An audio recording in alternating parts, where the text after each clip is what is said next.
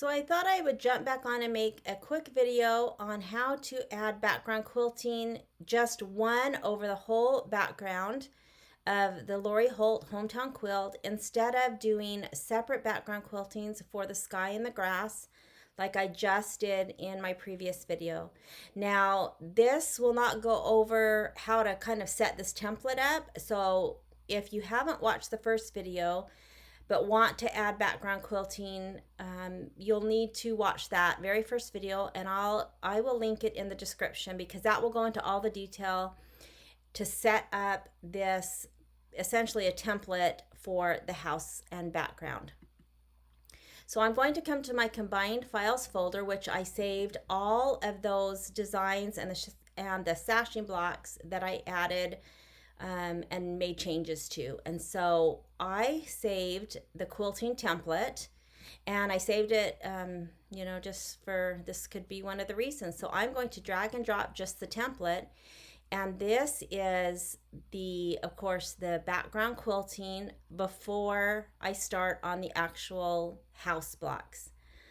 Now, what I'm going to do with this is remove the background quilting, because I'm going to show you how to just add one quilting. It's super easy once you have this all set up. So I am going to just select that fifth step, which is the grass, hold my shift key down, select the last step, which is the clouds, and I'm just going to delete those and bring in just one background quilting. So I am going to go back to my main embroidery folder that, again, I keep on my desktop, and I have all of the files that I have, and I am going to this time do a background quilting from Designs by Juju. This was what I was originally going to do before I decided to add the clouds and the grass. And so I purchased, it's called the Heart Loops Background Quilting, and I am going to use just one 7" by 7". Designs by Juju does have background quilting in that size. Kimberbell does not, and so while they have an 8 by 8 I could shrink down, or a 6 by 6 that I could make a little bit larger, Designs by Juju includes a 7 by 7. And so I am just going to drag and drop this into the hoop.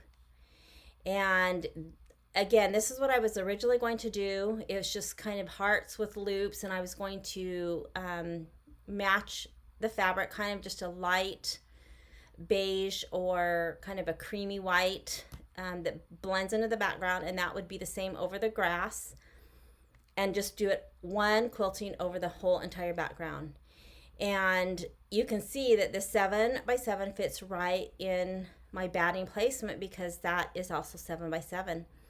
And so that is all that I need, and I can go to File, Save Stitch File As, and I'm just going to put this in my combined files folder. Even though I'm not going to use this, I might use it for something else. So I'm just going to say Quilting Hearts, and I'll just save it.